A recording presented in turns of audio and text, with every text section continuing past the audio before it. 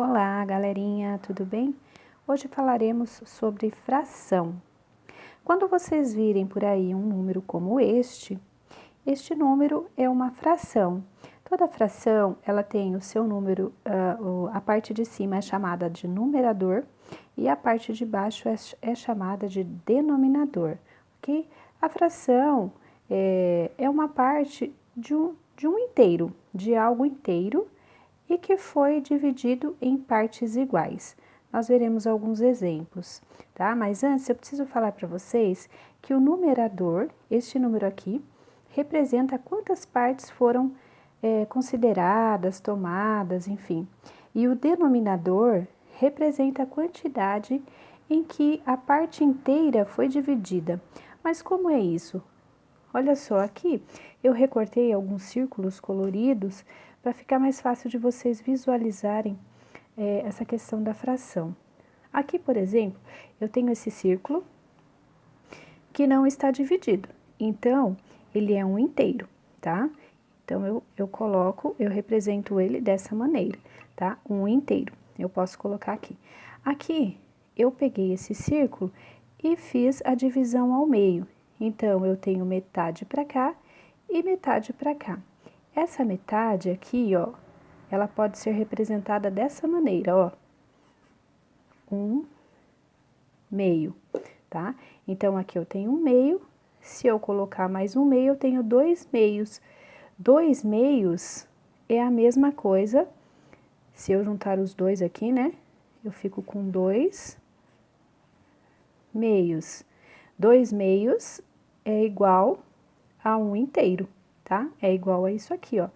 Por quê? Porque eu juntei metade com a outra metade e eu formei novamente o inteiro, tá? Aqui, por exemplo, eu peguei um outro círculo, que até lembra uma pizza, né? Esses recortes, e eu dividi em três partes. Então, aqui, ó, se são três partes, aqui eu tenho 1/3, 2/3, 3/3. Quando eu junto esses 3/3, eu tenho novamente um inteiro, tá? Mas uma parte só dessa, eu quero só essa parte aqui, ó. Eu dividi o meu inteiro em três partes. Então, essa parte aqui, ó, eu vou representar dessa maneira aqui, ó. 1/3, tá? Isso aqui representa 1/3. Uma parte de 3, tá? Do meu todo aqui,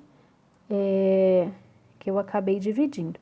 Então, se eu juntar aqui, ó, eu tenho 2/3. E se eu juntar aqui, eu tenho 3/3. 3/3 é a mesma coisa que um inteiro.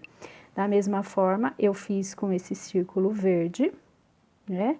Só que eu dividi esse círculo, fracionei em 4 partes.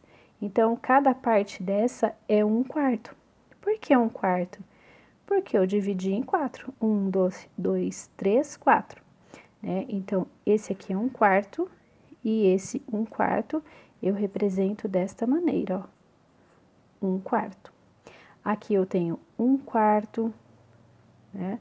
Aqui eu tenho 2/4, 3/4 e 4/4. Quando eu junto os 4 novamente, eu tenho um inteiro, tá? Mas um pedacinho só, uma fração dessa, eu represento dessa maneira aqui, 1/4.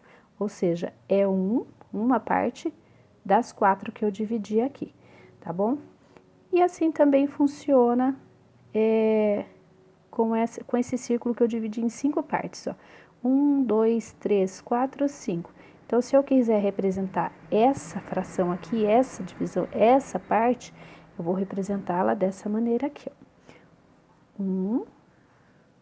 Opa, o papel tá escorregando aqui. 1/5, tá? Então, esse pedacinho aqui, parece uma pizza, representa essa fração aqui, é representada dessa maneira, 1/5, ok? Então, se eu juntá-lo novamente aqui com os outros, ó, eu tenho 1/5, 2/5, 3/5, 4/5, quinto, 5/5, e quando eu junto 5/5, é a mesma coisa que um inteiro. Eu formo novamente a minha figura inteira, ok?